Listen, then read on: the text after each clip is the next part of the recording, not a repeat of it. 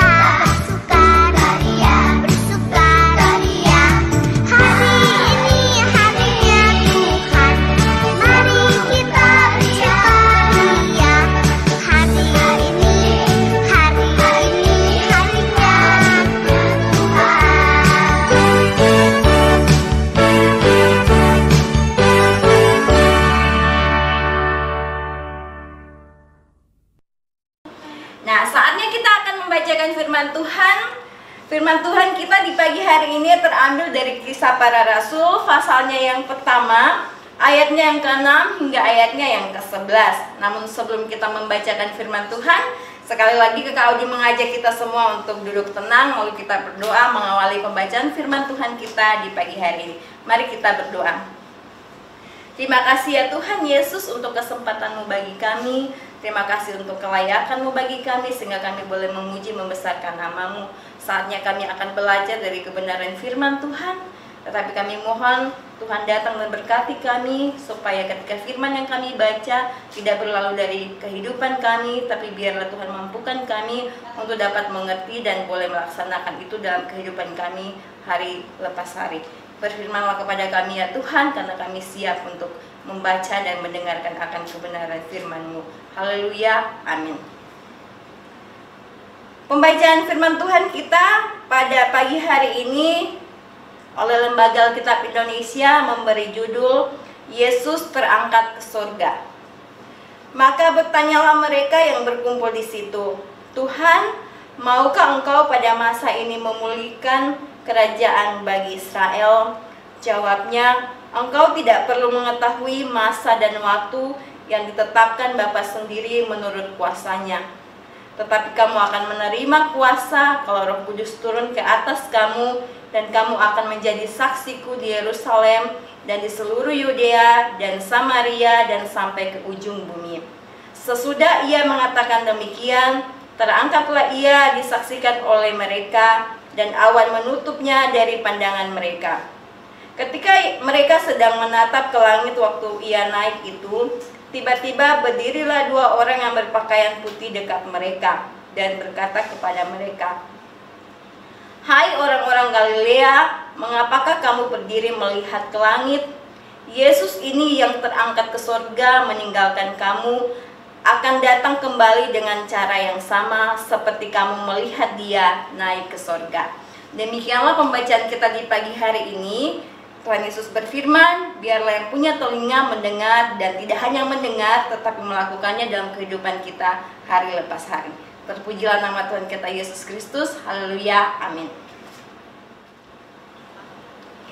Adik-adik yang kekasih, kita akan bercerita di pagi hari ini. Bunda Audi akan mengajak kita semua untuk bercerita tentang bagaimana kisah kenaikan Tuhan Yesus ke surga.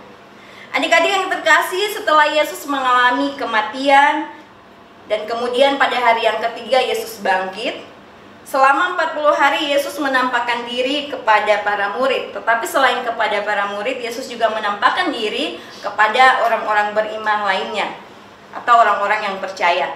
Nah, kenapa Yesus menampakkan diri kepada murid-murid atau kepada orang-orang percaya lainnya? Yaitu sebagai bukti bahwa Yesus hidup dan telah mengalahkan maut, dan kemudian Yesus akan naik ke surga. Adik-adik yang kekasih, sebelum Yesus terangkat ke surga, Yesus membawa para murid ke suatu bukit di Galilea. Apa yang mereka lakukan di sana? Yesus kemudian membuka percakapan atau terjadi percakapan antara Yesus dengan para murid. Para murid meminta Yesus untuk Yesus memulihkan keadaan Israel atau kerajaan Israel pada waktu itu. Sebab mereka masih tetap fokus pada kekuasaan atau pemulihan kerajaan pada saat itu. Tetapi apa yang Yesus katakan kepada murid-murid? Yesus mengajak para murid untuk melihat atau fokus pada amanat yang diberikan Yesus pada murid-murid saat itu. Amanat apakah yang diberikan oleh Yesus kepada para murid? Yaitu Yesus memberi amanat kepada murid untuk memberitakan Injil ke seluruh dunia, termasuk dari Yerusalem, Yudea, Samaria, bahkan sampai ke ujung bumi. Adik-adik yang terkasih oleh Tuhan kita Yesus Kristus, ada beberapa tujuan mengapa Yesus terangkat ke surga. Kita akan belajar bersama di pagi hari ini. Ada 3 tujuan Yesus terangkat naik ke surga. Yang pertama, Yesus naik ke surga untuk menggenapi nubuatan bahwa Yesus anak manusia akan disalibkan, mati, dan kemudian bangkit serta naik ke surga. Artinya bahwa sebelum kematian Yesus atau sebelum Tuhan Yesus ada, jauh sebelumnya cerita tentang kenaikan Yesus bahkan kematian itu sudah dinubuatkan. Jadi Yesus menggenapi nubuat yang telah dinubuatkan sebelum Yesus ada. Kemudian yang kedua, Yesus terangkat ke surga untuk menyediakan tempat bagi orang-orang percaya. Artinya bahwa sebelum kita ada di kerajaan surga, Yesus sudah lebih dulu ke sana untuk menyiapkan tempat untuk kita semua. Kita yang tentunya percaya kepada Yesus Kristus. Dan tujuan yang ketiga yaitu Yesus terangkat ke surga untuk mencurahkan Roh Kudus bagi dunia. Di cerita-cerita sebelumnya, adik-adik pernah dengar bahwa Yesus berjanji kepada para murid, tapi tentunya janji itu juga berlaku untuk kita semua, bahwa ketika Yesus naik ke surga, Yesus akan mencurahkan Roh Kudus bagi para murid dan juga kepada kita sekalian. Adik-adik yang terkasih, kenaikan Tuhan Yesus ke surga membuka jalan dan menjadi jaminan bagi orang percaya bahwa kita akan turut diangkat dan ditinggikan. Hal ini menjadi harapan yang pasti bagi setiap orang percaya. Adik-adik yang terkasih, sebagai anak-anak yang percaya kepada Tuhan kita Yesus Kristus, untuk menghormati makna kematian Tuhan Yesus, kemudian kebangkitan, dan kemudian Tuhan Yesus naik ke surga, sebagai anak-anak Tuhan kita harus hidup sebagai saksi-saksi Kristus di tengah-tengah dunia ini. Nah, bagaimana kita hidup sebagai saksi-saksi Kristus? Ada beberapa hal yang akan kita pelajari bersama. Bagaimana kita harus hidup mencerminkan kasih Kristus dalam kehidupan kita. Yang pertama, sebagai anak-anak Tuhan kita harus memiliki integritas. Artinya bahwa kita harus memiliki prinsip yang kuat untuk fokus mengerjakan tanggung jawab yang diberikan. Contohnya, sebagai anak-anak sekolah minggu, ketika kita diberikan tugas dan tanggung jawab oleh kakak pengasuh, dengan sukacita kita menyelesaikannya. Atau di rumah, sebagai anak kita harus patuh terhadap orang tua tentang tugas-tugas yang diberikan oleh orang tua. Kita harus menyelesaikannya sesuai dengan apa yang diperintahkan kepada kita. Yang kedua, kita menyadari keterbatasan diri dan terbuka untuk dibimbing. Artinya bahwa kita harus juga membuka diri untuk menerima nasihat yang diberikan dari orang tua, ataupun kalau di sekolah kita bisa menerima nasihat yang diberikan oleh guru, dan begitu juga di sekolah minggu, nasihat yang diberikan oleh para pengasuh, kakak pengasuh, dan orang-orang yang mungkin lebih tua daripada kita.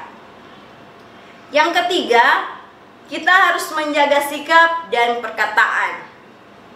Di tempat-tempat kita bermain, adik-adik bersama dengan teman harus menjaga perkataan kita supaya tidak menimbulkan teman yang satu dengan yang lain mungkin sakit hati atau mungkin tersinggung ketika kita bermain lewat perkataan kita. Kita mungkin salah berucap sehingga teman-teman kita mungkin ada yang tersinggung. Nah, sebagai anak-anak Tuhan yang selalu ingin menjadi saksi Kristus, kita harus tentunya menjaga perkataan kita supaya kita tidak menyinggung orang lain yang ada di sekitar kita. Dan yang keempat, kita tidak terlibat dengan hal-hal yang mencemarkan hidup. Contohnya, kita melakukan hal-hal yang dapat merugikan diri kita sendiri atau juga merugikan keluarga, seperti kita terjerumus dalam hal-hal penggunaan obat-obat terlarang seperti narkoba, ataupun kita mencoba untuk minum minuman keras dan merokok. Seperti ini anak-anak remaja yang sudah semakin hari semakin menuju kepada kedewasaan. Adik-adik harus terus menjaga sikap supaya tidak terlibat dengan hal-hal yang nantinya akan mencemarkan nama baik diri sendiri, tapi tentunya juga keluarga dan gereja.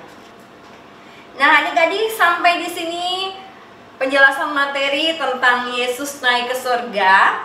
Semoga adik-adik semua dapat mengerti dan Kiranya lewat cerita atau materi yang disampaikan di saat ini dapat bermanfaat dan tentunya adik-adik dapat melakukannya dalam kehidupan adik-adik dari hari ke hari.